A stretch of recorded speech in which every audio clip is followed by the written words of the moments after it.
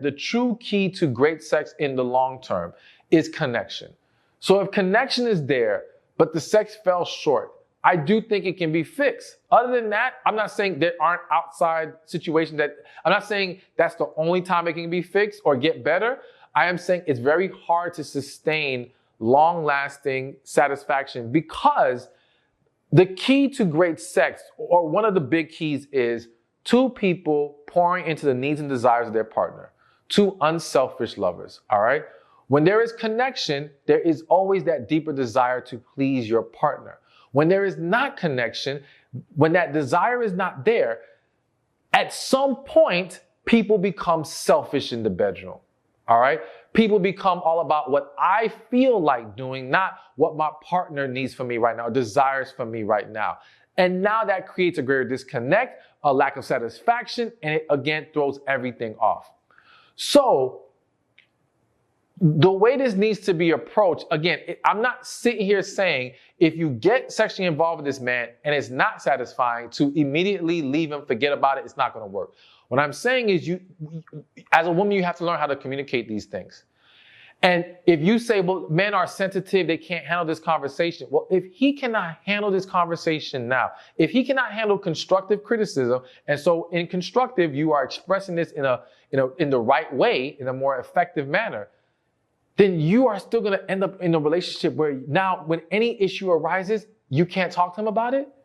You can't give him constructive. What kind of relationship is that? We have to establish on both sides, man and woman, that we can talk to each other and be honest about when things are falling short, when things are not where we need them to be, when things need to be improved upon. Because if not, we're going to see this whole thing blow up in our face.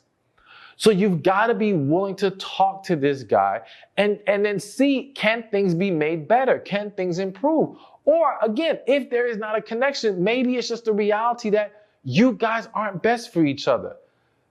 But here's a caveat I'm going to throw at you. Because there are some women out there, might be you, who don't really care for sex. Or better yet, not better yet, or don't have a high expectation of the quality of it. All right? There are many women, whether they are willing to acknowledge it to their friends or not, but they have acknowledged it to me, where their expectation is it's just sex, it's going to be subpar. So if that is the case, and you are still able, despite his lack of satisfaction that he can give to you, or the lack of satisfaction you're receiving from him, if you're still able to show up the way that he needs to sexually, and you deem this acceptable for you, that's your choice. I'm not going to say I believe that's the way it should be. I'm just going to say that because there are exceptions to every rule, if you want to embrace that path, so be it. But notice what I said. You have to ask yourself, can I be what he needs sexually going forward? Because if his inability to satisfy me is going to impact my willingness to show up for him and be sexually available to him, it's pointless to continue. Pointless. You're only asking for bigger problems. So other than that one caveat, yeah, I've seen too many relationships, marriages blow up because of this.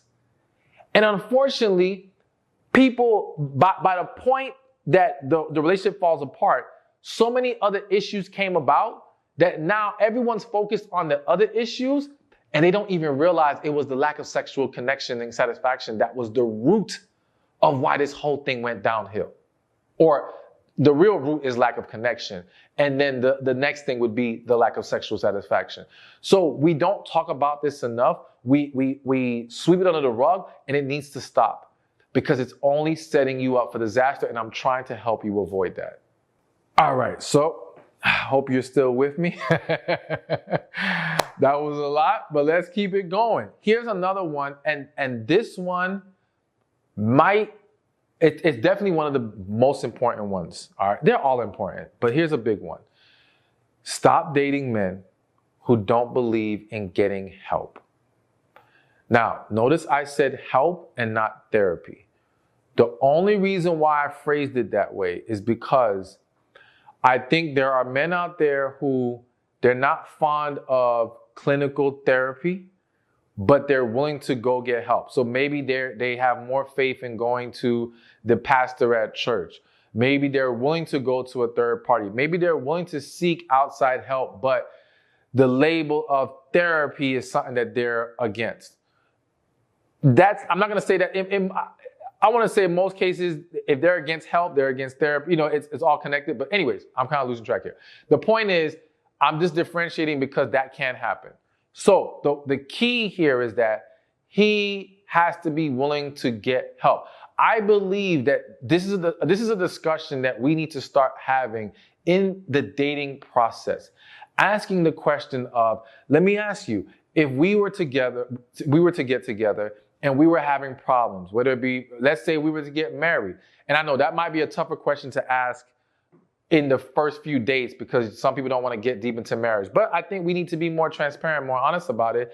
And if we're intentionally dating, and if someone is serious about you, I don't think that's going to scare them, all right? However, even if we don't use dating, if we say we're in if we don't use marriage, if we're in a committed relationship and we're having problems, are you against therapy? Are you against seeing a counselor or going to someone for outside help? Because if this man is unwilling to go get help, he doesn't believe in it, I just don't see how this is going to work. Because there is not one, I don't want to say there's not one. It is very rare to find a long-term successful relationship that did not come across some kind of bump in the road. At some point, you be with each other long enough, you're probably going to have something happen that can be a little rough patch, all right? Now, are there some people out there who may have truly been able to survive it without ever having to go outside for help? Yeah.